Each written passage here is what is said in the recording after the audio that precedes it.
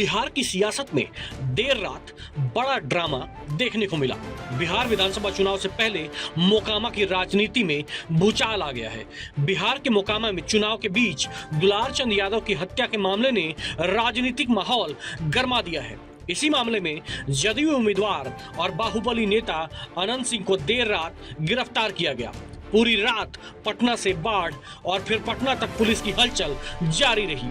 Patna police की एक विशेष team जो मोकामा में हुई दुलार चंद यादव की हत्या की जांच में लगी थी, अब एक नए मोड़ पर पहुंच गई है।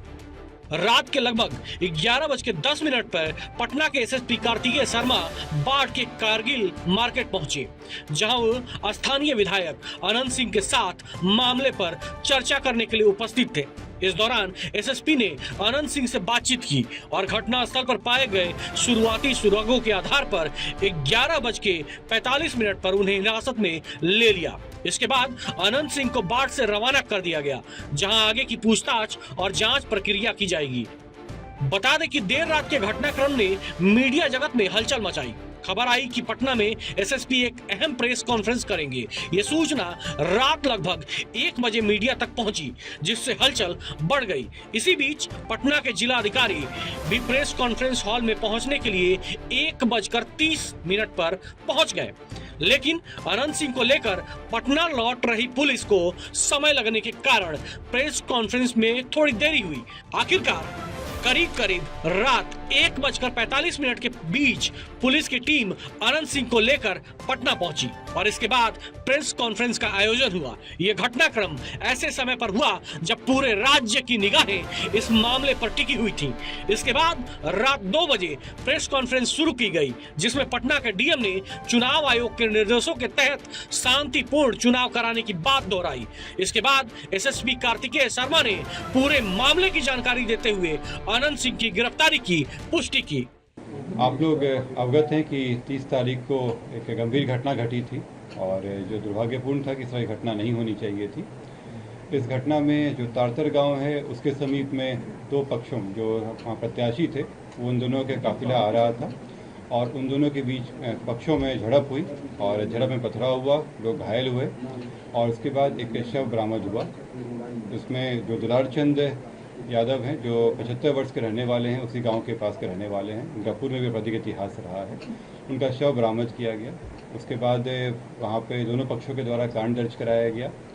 कांड दर्ज होने के बाद अनुसंधान प्रारंभ किया गया। पुलिस घटना की सूचना मिलते ही तुरंत पहुंची थी वहाँ पे और वहाँ से साक्ष्य भी इकट्ठे किए गए। घटनास्थल से कई जगह के फुटेज भी प्राप्त हुए, जिससे क्या घटना हुई है उसके बारे में कई जानकारियाँ मिली। लोगों के गवाह भी सामने आए और उनकी गवाही भी ली गई। साथ ही कल मृतक का पोस्टमार्टम कराया गया, उससे भी हम लोग को अहम सुराग मिले।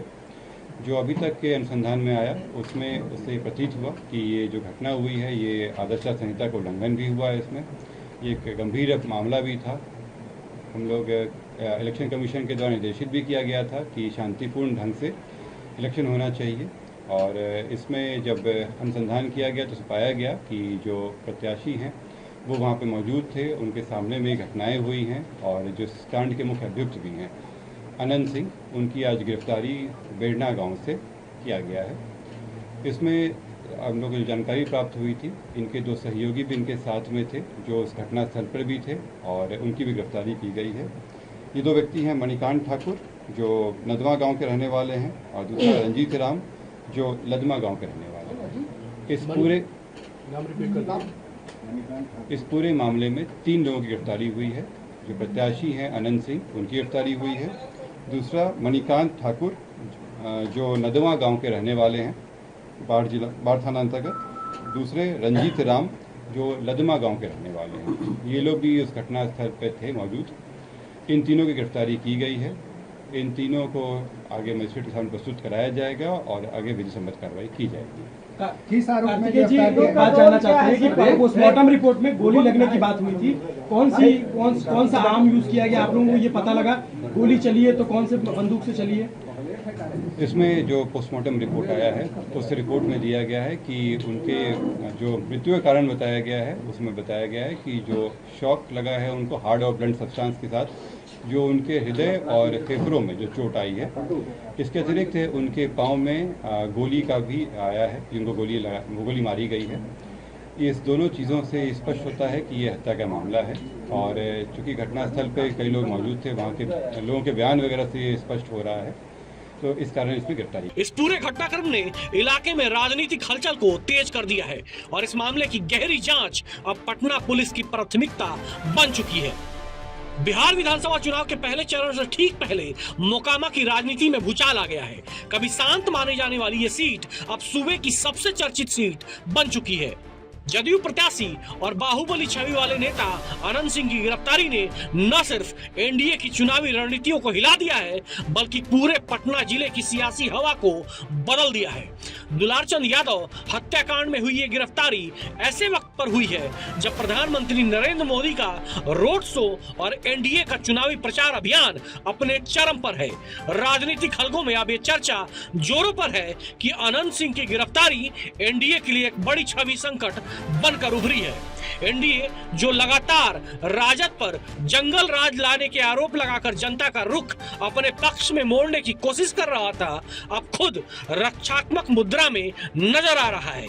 यानी चुनाव से पहले मोकामा की राजनीति में यह घटनाक्रम न केवल समीकरण बदल सकता है, बल्कि पूरे बिहार की सियासत की दिशा तय करने में भी अहम भूमिका निभा सकता है। बाहुबली नेता अनंत सिंह की गिरफ्तारी ने जहां एनडीए की मुश्किलें बढ़ा दी हैं, वहीं विपक्ष को हमला करने का नया मौका मिल गया है।